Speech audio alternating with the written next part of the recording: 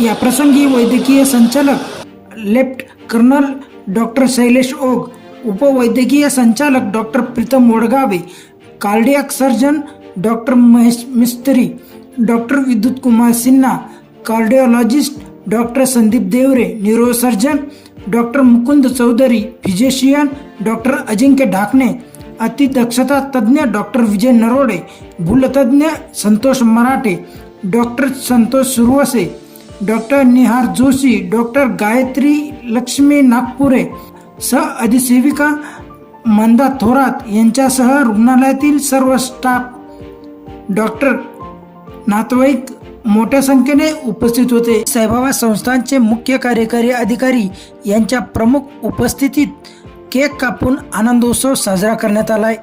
मुख्य कार्यकारी अधिकारी गोरक्ष गाडीलकर यांच्या हस्ते डॉक्टर आणि स्टाफ यांनी केलेल्या कामगिरीबद्दल त्यांचा सत्कार करण्यात आलाय.